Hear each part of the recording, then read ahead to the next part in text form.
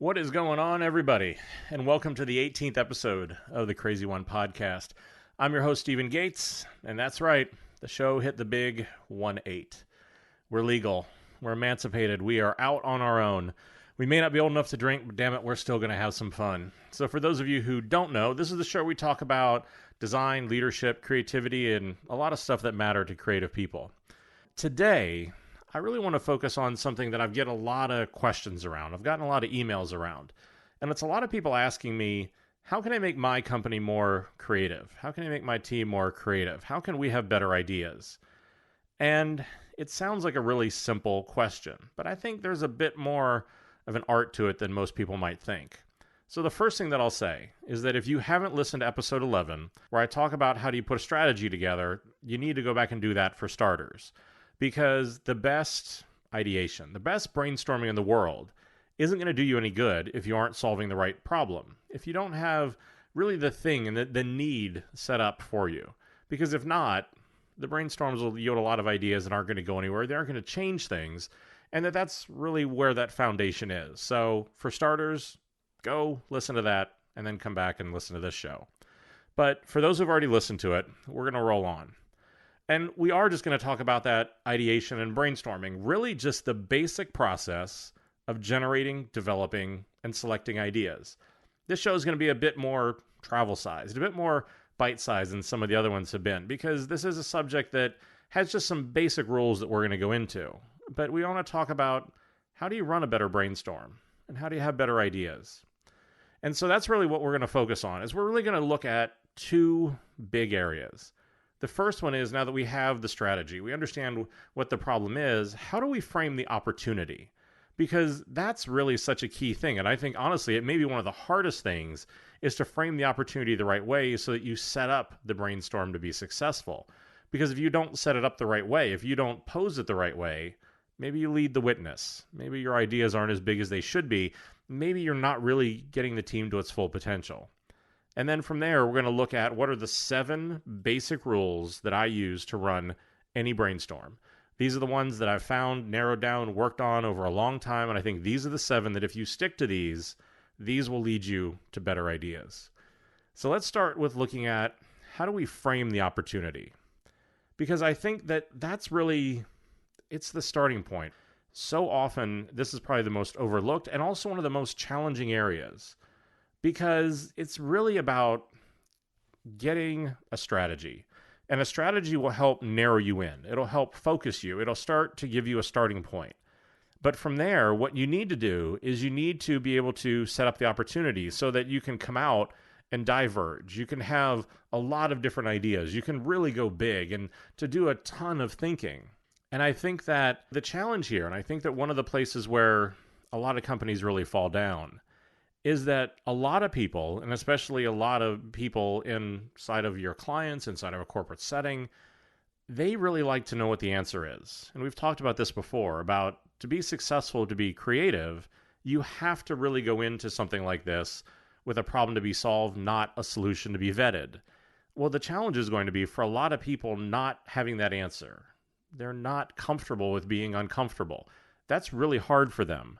And that this divergence, this wanting to go back out and explore things, well, it almost feels like maybe you're going backwards for them or you're getting further away from the answer. But the reality is it's the essence of creativity, is this cycle, this convergence and divergence of being able to narrow in on a certain set of opportunities and then go wide again to really go and explore those. And it's that sort of undulation that really is the essence of creativity. And I think that this is where you come in.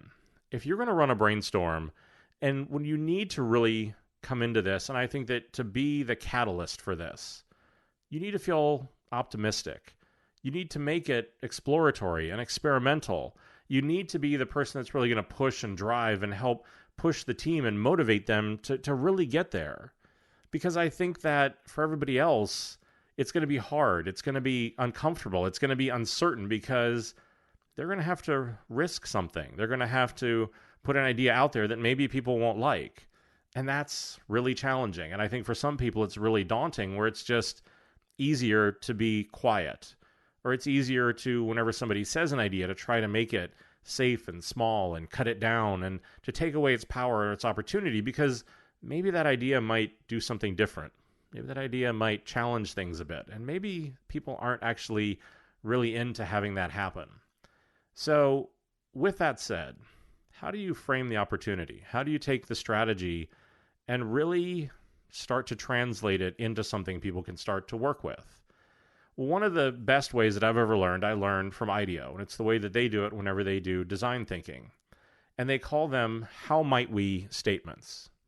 Because a how might we statement is just what it sounds like. How might we do something? And that it's a question that you can brainstorm around. And it's meant to be an open-ended question. It's meant to be something that can generate a lot of different ideas. But let's just for a second, let's just look at those three words and think about what's in those three words. Because I think if you think about how assumes that a solution actually exists. And this is something that I'm a big believer in, because I think that for every problem, especially if it's one that requires a creative solution, there's always an answer out there. It's just, do we have the skill, the imagination, the hard work, the whatever it's going to be that we're going to need to go find it? That yes, sometimes it's easy. Sometimes you get a spark of inspiration. It comes in a big rush and you can get there quickly. But sometimes it's really blue collar. Sometimes it's really a grind. Sometimes it takes a lot of work to be able to get there. But in all these cases, that how assumes that a solution is out there. I think next comes the word might. And might is very important, because might is really saying that what we're doing is free from judgment. That might is possibility. And that then the last word, we, implies that we're going to do it together. And so again, I think that these are three very simple words, but they were very, very deliberately chosen for what they mean. And so that what you want to do is you want to take your strategy and you want to look at that. And the best way that I usually know to do it is to do it on Post-it notes and to sit down with your strategy and start to craft how might we statements.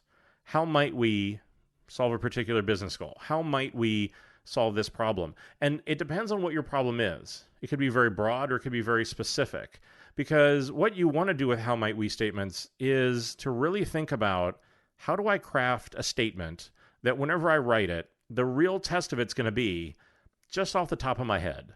Can I think of 4 or 5 ideas that might work for this really, really quickly? Because what you want to avoid are the extremes. If you get a how might we statement that is too specific, if you get a how might we statement that honestly has some piece of the answer that you want in it, you're not going to be able to drive a brainstorm off it, because the problem is it's centered around a single idea. So you're going to have a really hard time finding any other ideas. Well, if you go too far the other way, if it's too broad, if it's too generic, well, then that's probably equally bad. Because if it's too big, then it's hard for me to form ideas against it, because I don't have enough constraints. There's not enough parameters there for me to be able to kind of push against and to be creative against. So it's finding the sweet spot somewhere between the two of those with a how might we statement that I really think is what brings it home, is it looks for the opportunity to say, how might we explore a particular area of opportunity? How might we think about the core problem differently? How might we go about solving this in a different way? And that's why I said, is if you can phrase it and think about it in that way, where it's a bit in that middle ground, and you can do a whole bunch of them, but I think that that's really the best starting point, because it poses a question and it frames the strategy in a way that you can start to work against. Because I think that's most of the time where I see the place where strategy struggles, is in that translation point, is in going from the research and the insights and things like that to into a formative statement that then a bunch of creative people can then start to work and ideate against. So I think that how might we statements, the ability to do that, are the best way to do it. And honestly, I think that the best way to get good at them is to practice. It's still something that I struggle with sometimes, but it really is seeing whenever you run a brainstorm, if it's too small and specific, you see it sputter, and then maybe you're going to have to back up and do a new one. If it's too big, people are just going to kind of wander around, and they're not really going to start generating really good cohesive ideas. But when you learn how to find that sweet spot, that's when it really starts getting dialed in and really starts working. So that's going to be the starting point. And I'll link to some articles in the show notes that go into a bit more depth about those how might we statements. They're always just a little bit hard without a tangible example. So if anybody wants to email me or send me any examples of a strategy that you have, we can work through some of those how might we statements. I'll be happy to share them in a future show. But from there, we have the how might we statement. We have the thing that we want to start brainstorming against. Well, now it comes time to actually do the brainstorm. So how can you have a better brainstorm? How can you do a better job with that? So these are the 7 rules that I've come up with. The 7 things that I think if you follow these will make your team more creative and will lead you to better brainstorms. The first one, and this one can be tough, especially if you're on an internal team, especially if you've been there for any amount of time, is to defer judgment. And by deferring judgment, what we're saying is that just inherently, there are no bad ideas. This is a brainstorm. Anything is possible. Let it all flow. Because the reality is there's going to be plenty of time to judge the ideas later.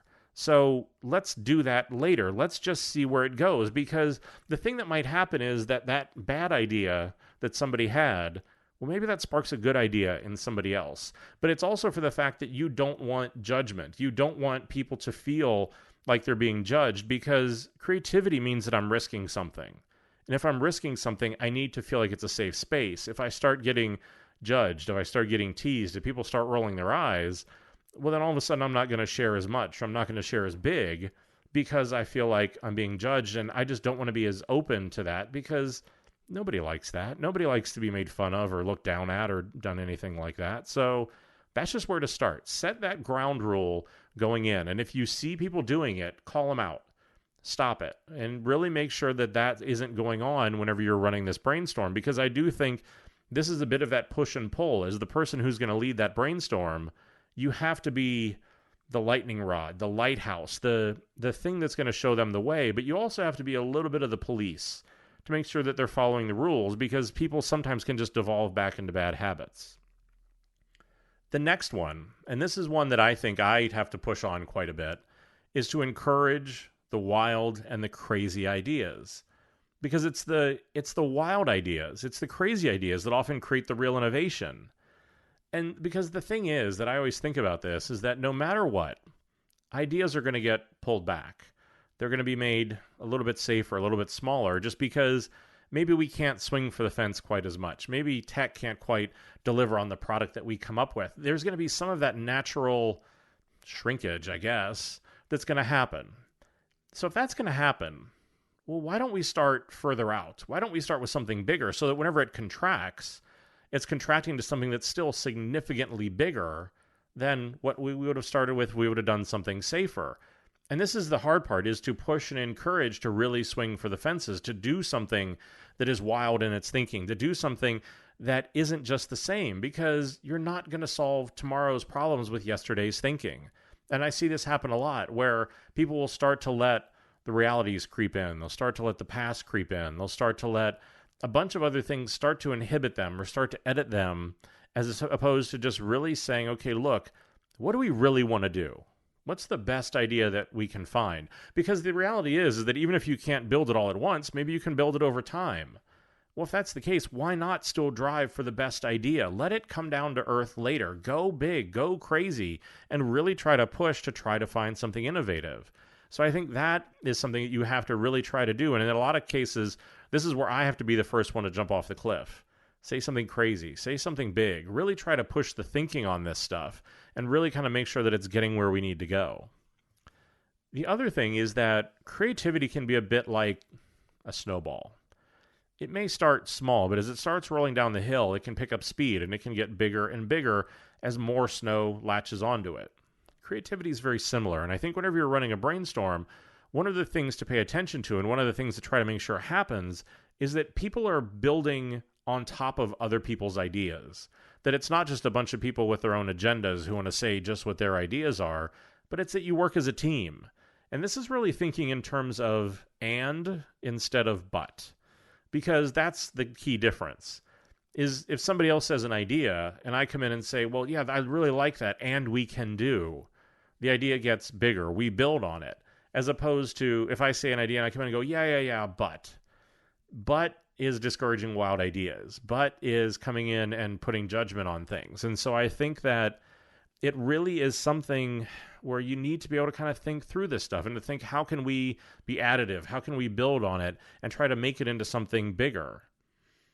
And that's a trick that you have to teach people, right? Because if you don't love the idea, if you think that it's weak, come in and add to it. Don't come in and tear it down.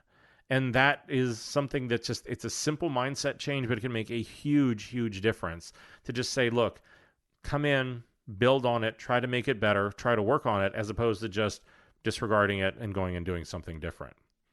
So from there, the next big one, and this can also be a bit of a challenge, is to make sure that the team or the group stays focused on the topic.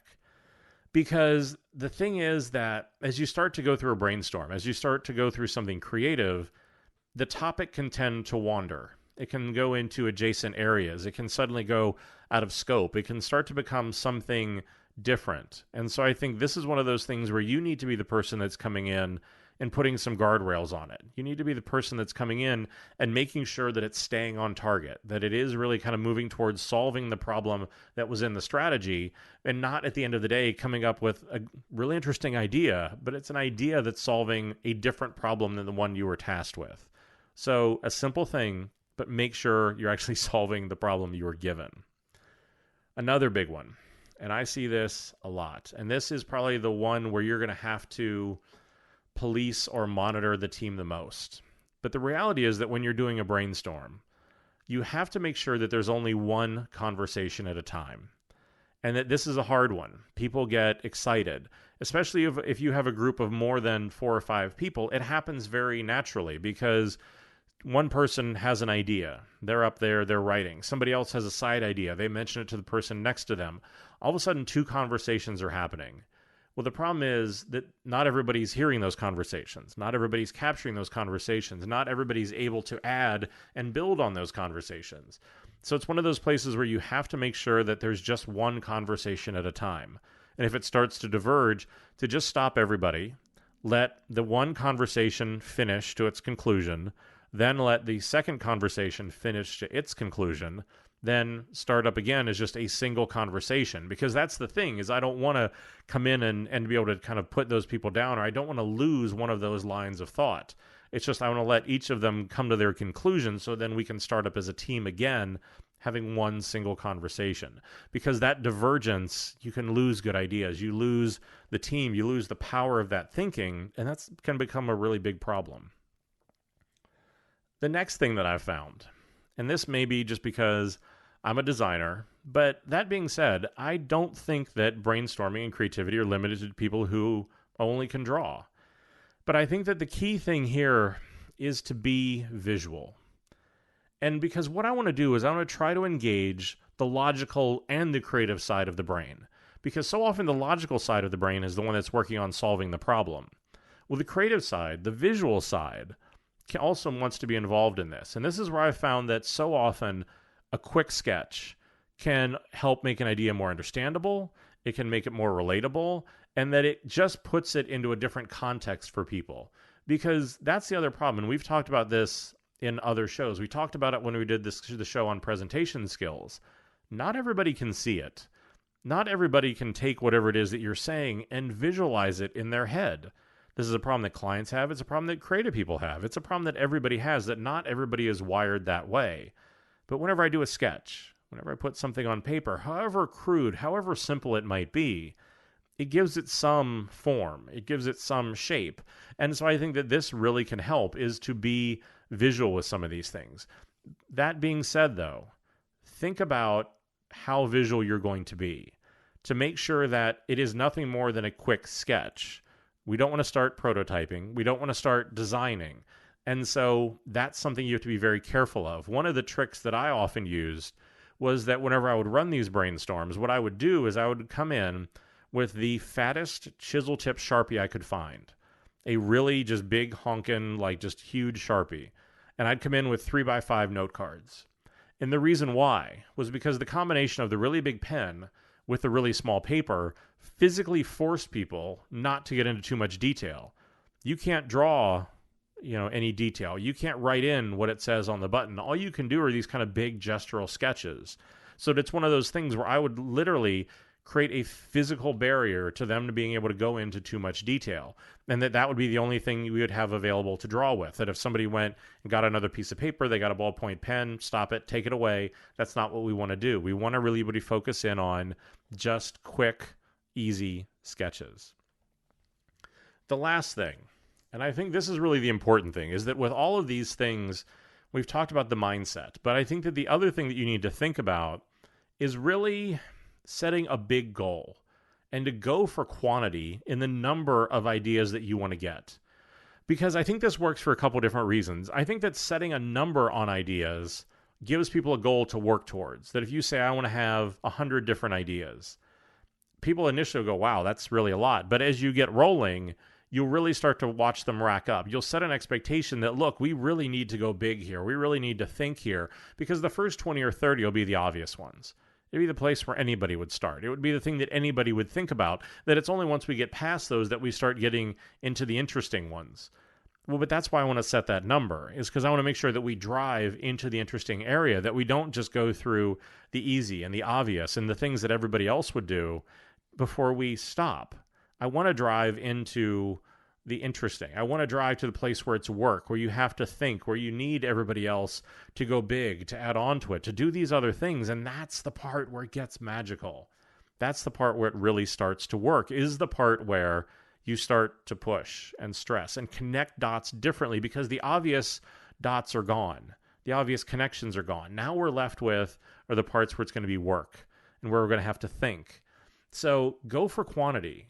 And the thing is that, whenever you're doing this, since there is no judgment, you don't need to go and make this like big, lengthy case for your idea. Let the ideas flow quickly. Make them about just be able to get in there, add on to it, have what's there, capture it all down, do a sketch, and then move on. But go for quantity. Go for this sort of thing where you can really be able to get out there and have a lot of ideas. And like I said, we can come back later. We can sort them. We can judge them. We can bring them down to earth, and we can do a lot of things. But in this case, this is the moment why we do this. It's the moment when anything is possible. It's the moment when we've been given that challenge and we're taking this opportunity to create something new, to create something different and fantastic, something that we will get excited about and be proud about. But it's in this moment when that happens. And that's why you have to be so careful with it. You have to be so guiding in the way that it's done. And you have to have some of these rules so that when you're going through and doing this thinking, that it really lives up to its potential.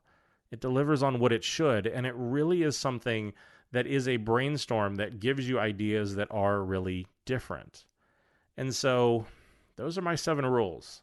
None of them are rocket science, I don't think. I don't think that there was anything, if you've done any creative work before, that you sat there and said, wow, I've never had really thought about that. The thing that I find that's different is setting them up as rules, setting them as an expectation whenever you start, having everybody understand that that's the way that we're going to operate here. That seems to be the thing that's different. So take the time, think through your strategy, form some how might we statements and test them out. And let that be the bridge that gets you from the strategy into your brainstorm. And then whenever you go through your brainstorm, really sit down and take the time to remember, defer judgment, encourage big, crazy ideas, build on the ideas of others, stay focused on a single topic, and do it by having one conversation at a time. Don't be afraid to sketch and be visual. And go for quantity. Go big. Set a lot of goals to really get out there and come up with some really great ideas. So with that, it's like I said, it's going to be a shorter show than normal, but that's really it. I think those are just my basics for brainstorming. We'll go into a bit more detail later, I'm sure, as we talk more about design thinking and some of those other things, but that's really the intro. Try it out. Let me know, is it better? Is it worse? Is it working? Or there's some things that I didn't think about, or other things that you've done that you think work out really well. And wherever you get those, shoot me an email. You can send it to ask@stephengates.com. It's STEPHEN. If you want to find out more about how might we statements or anything like that, if you want to get the 7 rules for brainstorming and writing, head over to my site. It's podcast.stephengates.com, and you can get the show notes. Just go in, click on episodes, go down to episode 18. It'll all be in there. As always, the boys in legal want me to remind you that all my views are my own. They don't represent any of my current or former employers. And I say it every time because I mean it every time, but thank you for your time. I know time is truly the only luxury that we have, and I'm always incredibly humbled that you want to spend any of it with me. I'm also incredibly humbled. If you get a chance, shoot on over to iTunes, leave a review for the show. It makes a big difference, and it definitely gets more people listening. So until next time, stay crazy.